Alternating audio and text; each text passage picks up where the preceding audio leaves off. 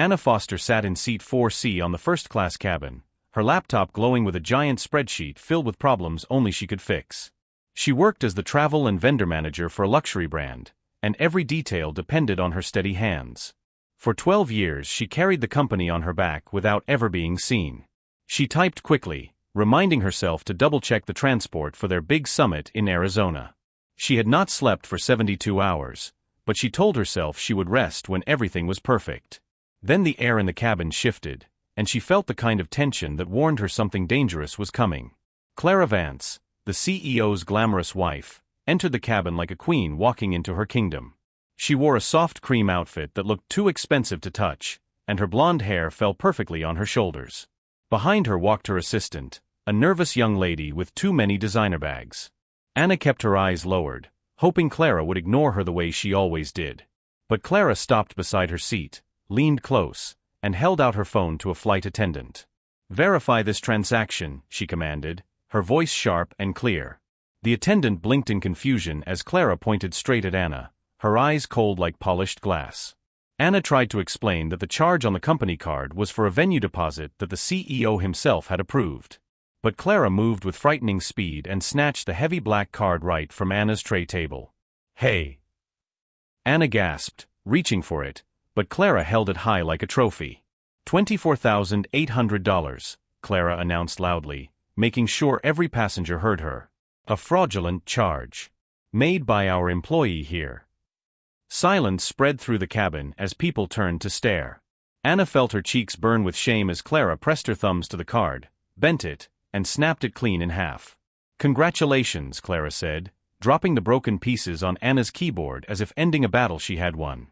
Anna stood up, her voice trembling as she insisted the charge was approved and connected to an urgent company project. But Clara leaned closer, her voice soft and poisonous. "Do not lie. The venue doesn't even use that service. You sent the money to a fake account." Anna's stomach twisted. She knew she had processed a real invoice from a trusted channel. Something was wrong. Clara then ordered her assistant to bring a printed form, a liability agreement meant to force Anna into accepting blame. "Sign it," Clara said, "or security will take you away when we land." Anna looked at the form, her hands shaking as Clara mentioned her 15-year-old son, Evan, using his name like a weapon. That was when Anna realized Clara wasn't angry, she was afraid. The snap of the card was not punishment. It was destruction of evidence. Clara needed her to confess so no one would look deeper. Anna took the pen with slow, controlled breaths. She bent over the page and scribbled something that looked like a signature but meant nothing. "There," she said quietly. Clara smiled, satisfied, and walked away without another glance. The cabin returned to motion, but Anna sat frozen, holding the broken card pieces like clues to a crime she was now determined to expose. Anna sat back in her seat as the plane continued toward Arizona, but her mind was racing faster than the aircraft itself. She held the two broken pieces of the card together, staring at the name printed on the plastic. The debt was placed on her shoulders, but the truth belonged to someone else entirely. Anna remembered the invoice she had processed that morning, the one that came through the company's approved channel. She replayed every detail in her mind, searching for the moment things went wrong. The whispers in the cabin grew louder, and she could feel strangers judging her, believing Clara's story without ever hearing her side. When the plane landed, Anna expected only the usual chaos of the airport. Instead, she saw two tall men in gray suits standing at the end of the jet bridge, their expressions cold and professional. They were company security, men she had seen only guarding the CEO's office. "Ms. Foster, come with us," the taller one said, blocking her path. Anna tried to explain she needed to oversee the summit preparations, but they simply flanked her and escorted her through the terminal like someone who had already been convicted. Her heart pounded as they led her into a small private conference room with freezing air and harsh white lights. Mark Vance, the CEO, entered a few minutes later looking annoyed instead of concerned. He rushed straight to Clara's side and asked if she was all right, as if Anna didn't even exist in the room. "Kylie, Anna," he corrected himself impatiently, "what did you do to upset Clara?" Anna stared at him in disbelief. "I did nothing," she said. "She destroyed the company card over a charge she claims is fake, but it's not." Clara stepped forward and cut her off sharply. "Stop lying," she snapped. "You funneled company money to a shell vendor. You embarrassed us on a flight full of important people. Anna felt the injustice knot in her chest, heavy and suffocating. Brian Grant, the newly hired operations executive, entered next carrying a folder like he was presenting a case in court. He claimed he had spoken to finance and that they were preparing to suspend Anna immediately. He even held up a blurry screenshot of the transaction. Nothing official, nothing detailed, just enough to make her look guilty. Anna tried to point out she had been in a meeting during the timestamp on the screenshot, but Brian cut her off with cold confidence. Remote access, he said. Or you shared your password. Either way, it is theft. Mark agreed instantly, telling Anna her access was revoked. Clara looked triumphant, her victory feeling heavy in the air. Anna handed over her badge, refusing to beg the people who never valued her work. You're making a mistake, she said, her voice quiet but steady. The summit is built on relationships I created. Brian doesn't know the vendors. He doesn't know the terms. He cannot fix what he doesn't understand. Clara laughed sharply. You book flights. Do not fool yourself into thinking you matter. The words hit Anna like a slap, but she said nothing more. She walked out of the airport into the burning Arizona sun, feeling the weight of betrayal pressing on her chest. She didn't know how, but she promised herself one thing. Clara was going to regret choosing her as a scapegoat. When Anna got home that evening, she found her teenage son Evan standing at the stove trying to rescue a burning grilled cheese sandwich. He turned, confused to see her so early. Mom, aren't you supposed to be in Scottsdale? He asked. Anna forced a smile, pretending everything was normal. Plans changed, she said gently. She hugged him tightly, breathing in the familiar scent of his hoodie and deodorant. The truth weighed heavily on her chest, but she didn't want to frighten him, not yet. After dinner, she sat alone in her bedroom, staring at the broken card. She knew Clara wasn't acting out of anger. She was acting out of fear. And fear always meant secrets. The next morning, Anna's phone buzzed nonstop. Calls from Mark. Calls from Brian. Messages from panicked employees. Even missed calls from vendors she had worked with for years. She didn't answer any of them. Instead, she sat at her kitchen table drinking coffee slowly, letting the silence settle. For the first time in years, she wasn't rushing to fix something for other people. Meanwhile, she imagined the chaos unfolding inside the company.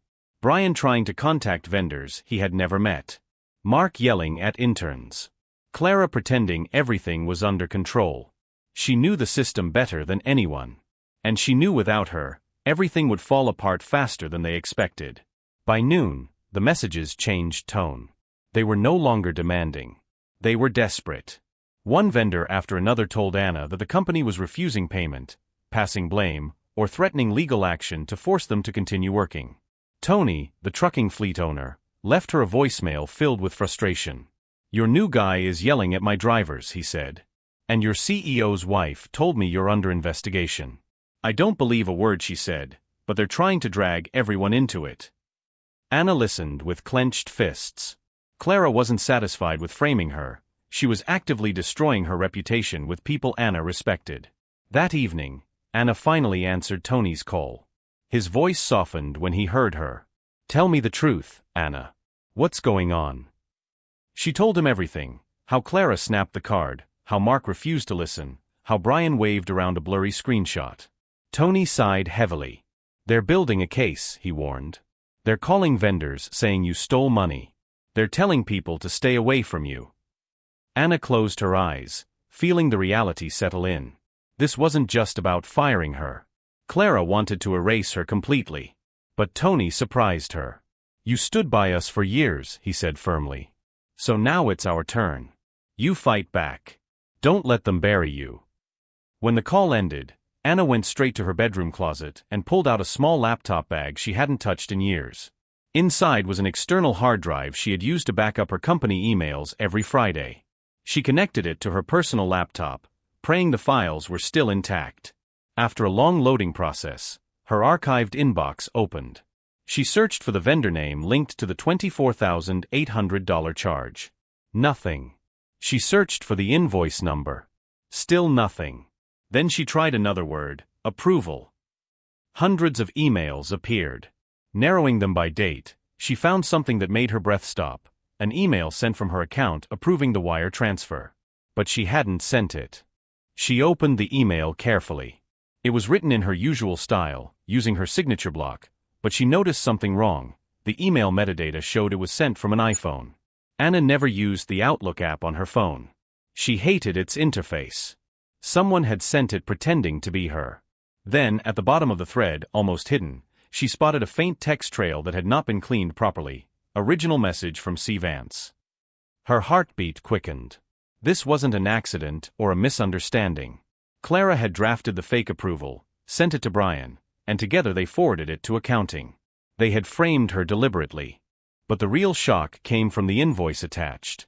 It wasn't an event deposit. It wasn't business-related at all. It listed luxury travel arrangements for 2 people, a private suite, ground transport, and concierge services. The destination was San Diego, not Scottsdale where the summit was happening. And under the section marked guests, 2 names sat clearly. One was C. Vance. The other was L. Matthews. Anna didn't know anyone with that name. She stared at it for a long moment, then whispered to herself, this wasn't business. This was personal. Clara had used company funds to pay for a secret trip, and she needed someone else to take the fall. Anna copied every file to multiple cloud backups. She wasn't going to lose this evidence. Then she began calling vendors she trusted. Elena from the upholstery shop told her Clara had sent unusual orders for VIP suites, using Anna's name to bill them. Marcus from the car service forwarded a chain showing Clara's complete instructions, including the solstice invoice. Every vendor told the same story. Clara was abusing company funds, hiding the charges under Anna's department, and insisting Anna had approved everything. Each conversation made the picture clearer. Clara was not only stealing. She was laundering her personal expenses through Anna's budget. 3 days later, as Anna organized her evidence, a call came from a number she didn't recognize. Anna Foster. A man asked in a calm, even tone. My name is Ryan Miller. I run a logistics consulting firm. Tony gave me your number. Anna froze. She wasn't expecting an opportunity so soon. Ryan explained that half the vendors in the region were refusing to work with her old company now, and he needed someone who understood people, not just spreadsheets. We're expanding, he said. Vendors trust you. That's rare. I want you to lead our partnerships. Anna felt a warmth spread in her chest. After everything Clara took from her, here was someone offering her a future. Anna met Ryan the next morning. His office was simple, full of real work instead of empty displays. He offered her a contract with honest terms, equity, and respect, things she had never received in 12 years. She signed it without hesitation. By the end of the week, most of her trusted vendors had followed her to the new firm. Meanwhile, her old company was collapsing under the weight of late deliveries, missing inventory, and miscommunication. Clara and Brian tried to blame Anna for the chaos, but the vendors pushed back publicly. The truth was starting to shine through, and the empire that once ignored her was beginning to crumble. And Anna knew the real reckoning had not even begun. Within days of starting at the new firm, Anna watched her old company spiral into panic. Vendors were posting online about unpaid invoices, late deposits, and strange calls from Clara demanding last-minute upgrades. Anna kept quiet, letting the fire burn without adding fuel. But then an unexpected email arrived, a message with no name attached, only a date in the subject line. Attached was a flight log from a private jet showing 2 passengers, C. Vance and L. Matthews. The handwritten note on the margin read, diversion requested to Cabo San Lucas. Anna stared at it, her body turning cold. Clara wasn't hiding a simple affair. She was using corporate money to fly her lover out of the country. The anonymous sender added a final clue. Check the consultant list from last year. And look at who Brian used to work with. Anna dug through old project files saved on her backup drive and found it. Leo Matthews hadn't been just a guest. He had been a consultant hired during a rebranding project years ago. And Brian had come from the same operations firm Leo once worked for. A pattern emerged like ink spreading across water. Clara wasn't simply reckless. She had built her own secret network, using Brian as a doorway, Leo as a partner, and Anna as the shield to hide every stolen dollar. The truth was bigger than she imagined. But the real blow arrived in a padded envelope slipped under Anna's door. Inside was a flash drive and a single note, They fired me for asking questions. Look at the miscellaneous code. Anna plugged the drive into her computer and found spreadsheets from the marketing department, Clara's playground. Charge after charge appeared: spa packages, private wine tastings, designer gifts, all coded as logistics expenses. Some were only a few $100s. Others reached thousands. Over 18 months, Clara had siphoned nearly $500,000 into her personal life. Anna covered her mouth, realizing the scale of the deception. Clara hadn't framed her for one mistake, she had framed her for an entire system. Anna spent 3 days assembling a clean chronological dossier. Every screenshot was labeled. Every file was backed up. Every invoice had its own page. She wasn't writing a revenge letter. She was building a legal weapon. When it was ready, she sent the package to the board chair, the audit committee, and the legal department, not to Mark, not to Brian, and certainly not to Clara. Then she waited. She knew powerful people take time to react, especially when their empire is about to crack. Meanwhile, she focused on her new job, proving her worth with calm confidence. For the first time in her career, she wasn't invisible. She was respected. 2 weeks later, Anna received a text message from Clara that confirmed the woman was cracking under pressure. "You think you're clever taking our vendors? Keep quiet about company business or I will ruin you." Anna looked at the message and smiled sadly. Clara still believed this was about vendors. She had no idea the real disaster waiting for her at the board meeting. Minutes later, Anna's phone rang again, but this time it was the audit committee chair inviting her to an emergency closed-door session. "Your presence is required," the woman said firmly. "We've received the documents. We need clarification." Anna agreed. She knew this was the final turning point. The boardroom felt colder than she remembered. She sat opposite the committee, with Mark seated silently to her right and Clara pretending to be calm beside him. Brian sat farther down the table, tapping his foot nervously. The board chair began the meeting by stating, "We are here to discuss severe financial irregularities." Mark tried to dismiss the issue as a misunderstanding caused by Anna's dismissal, but the chair held up a sheet of paper. "This is the security log," she said. "It proves Ms. Foster was nowhere near the device used for the $24,800 wire." Clara stiffened. Brian swallowed hard. Anna stayed quiet. She didn't need to argue. The data did it for her. The auditor displayed the forged approval email on a large monitor, highlighting the hidden text, "Original message from C. Vance." A hush fell over the room. "We traced the override code used," the auditor continued. "It belongs to Mr. Vance." Mark jerked upright. "I didn't approve anything," he insisted. "Clara handles my logins." Clara shot him a furious look, but it was too late.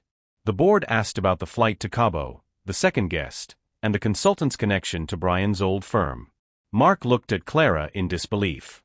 "Tell me you didn't do this," he said quietly. "Tell me you didn't use company money to fly your boyfriend to another country." Clara tried to defend herself, claiming the trip was for brand research. But the flight logs, rental agreements, and payments to shell companies told a different story. The board chair then opened the final portion of Anna's dossier, the 18 months of hidden charges. "This totals nearly $450,000, she announced. "All buried under logistics." All eyes turned to Anna, expecting a speech. But she simply said, "I didn't approve any of it." Clara's mask cracked. "You think you're innocent," she snapped. "You think you're smarter than me?" But her voice trembled. She knew the walls were closing in. The board chair stood. Her voice was sharp and steady. "Effective immediately, Mr. Vance, you are placed on leave pending full investigation. Mrs. Vance, you are banned from all company property." Clara's face twisted with rage. As security stepped forward, she leaned toward Anna with cold, shaking fury. "You only found the small trail," she whispered. "If I go down, I'm taking everything with me. Check the Hong Kong accounts." The board froze. Mark looked horrified. Clara lifted her chin proudly as she walked out. Even defeated, she wanted the final word. And she delivered a hint that suggested the darkness at the company went far deeper than her alone. When the door closed behind Clara, the board turned to Mark with fresh suspicion. Anna watched silently as he paled, realizing Clara had pointed the finger back at him. The chair adjourned the meeting, thanking Anna for her honesty and informing her that legal settlements would follow. As Anna walked out of the building, the desert air felt lighter than it had in weeks. She wasn't just cleared, she was free. But Clara's last words echoed in her mind. Hong Kong accounts. Hidden imports. Anna knew the story didn't end here. And though she had won her name back, she sensed the next revelation would shatter whatever remained of the empire she once worked to protect. Anna drove home in silence, replaying Clara's last whispered warning. She sat at her kitchen table and opened her laptop, determined to finish what Clara had started. She searched through old import logs she had kept only because the system had failed so often. In minutes, she noticed something strange. Shipping costs from Hong Kong for velvet fabrics were inflated by small but repeated percentages. Each increase looked harmless on its own, but across dozens of shipments, the numbers added up to something big. This wasn't just Clara, Anna whispered. Someone else had been siphoning money quietly. Clara had simply panicked first and slipped. The real story was buried deeper. The next morning, the board's external auditors called her, requesting a follow-up meeting. When she arrived, they showed her a summary report confirming her suspicions. The Hong Kong imports show consistent inflation, the lead auditor said. And the override code for these adjustments belongs to Mark Vance. Anna stared at the papers in disbelief. Mark hadn't just ignored Clara's behavior. He had been running his own scheme long before she started hers.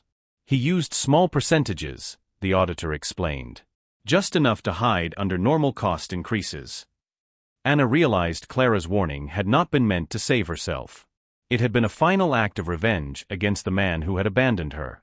2 days later, the company's collapse became public. The scandal hit every major business news outlet.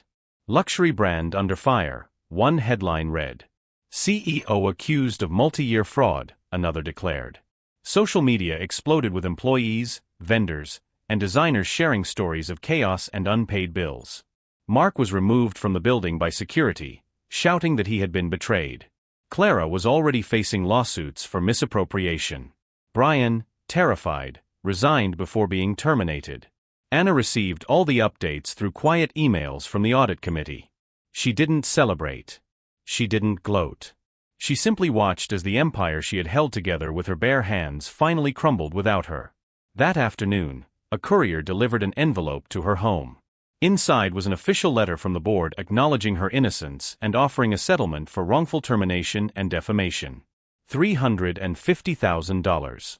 Anna stared at the figure, feeling a strange mixture of relief and closure. She remembered the moment Clara snapped the card in half. She remembered security dragging her through the airport. She remembered the shame she carried like a second skin. But now, she wasn't the scared woman from that flight. She was someone who stood up, someone who uncovered the truth, someone who reclaimed her name. She signed the final page with steady hands. Anna's new job at Ryan's firm brought a peace she had forgotten existed. Vendors trusted her. Her team respected her. The contracts were clear, honest, and fair. One afternoon, Ryan stopped by her desk and said, "Your work brought in 3 new clients. You're making a serious impact here, Anna." She smiled, feeling the compliment settle in her heart like warm sunlight. She wasn't invisible anymore. She wasn't cleaning up someone else's mess. She was building something that belonged to her. And she knew she had earned every bit of it. Ryan handed her a file and added, "We're glad to have you. Truly." That evening, Anna took Evan to a quiet rooftop restaurant overlooking Phoenix. The city lights flickered below them as they shared a meal they could finally enjoy without stress eating the edges. Evan watched her closely and finally said, "Mom, you're different now. You don't look tired anymore." Anna laughed softly. "I guess I finally stopped carrying a company on my shoulders." Evan leaned forward. "I'm proud of you." Those 4 words filled Anna's eyes with tears she didn't try to hide. She realized that every sacrifice she had made, every insult she had swallowed, every late night she had worked, it had always been for him. As they finished dinner, Anna told Evan the story in simple terms: how someone tried to blame her, how she fought back, and how she proved the truth. Evan listened with wide eyes, shaking his head in disbelief. "They really thought they could do that to you?" he asked. "They did," Anna said. "But they chose the wrong person to frame." Evan grinned. "Yeah. They forgot you're basically a superhero with spreadsheets. Anna burst into laughter, the sound echoing across the rooftop. For the first time in a long time, she felt the weight of fear leave her completely. When they stepped outside, the desert air was warm and gentle. Anna looked up at the sky, feeling her life settling into a new kind of balance. She thought about Clara, a woman who believed power came from appearances, and Mark, who thought leadership meant hiding behind others. They had built their success on lies. She had built hers on work. Honest work. Real work. Maybe that was why they fell so quickly and she rose so steadily. Evan slipped his hand into hers and said, "So, what's next for us?" Anna smiled softly. "Whatever we want," she said. "Whatever we choose." Later that night, as Anna prepared for bed, her phone vibrated with a message from an unknown number. For a moment, she feared more drama, but when she opened it, she found only one line from the audit chair: "You saved more than your career.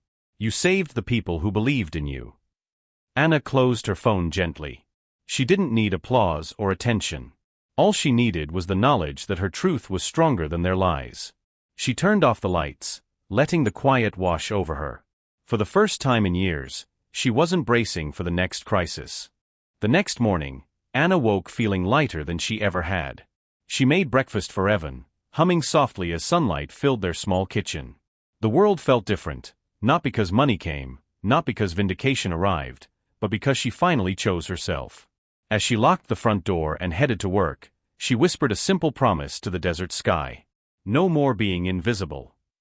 Anna walked forward with confidence, knowing she had rebuilt her life from the ground up. Not with revenge, but with truth.